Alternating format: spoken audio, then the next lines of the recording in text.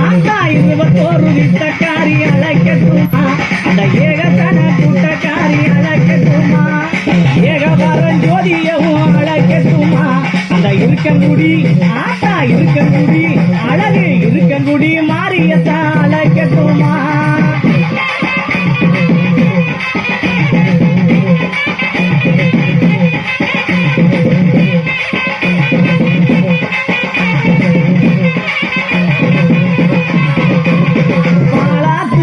அந்த பாலாத்து தண்ணிக்காரி அழைக்கட்டுமா அதில் பச்சை பெண்ணாய் வந்தவள அழைக்கட்டுமா தேனாத்து அழகு தேனாத்து தண்ணிக்காரி அழைக்கட்டுமா அந்த திரிசூலம் கொண்டவள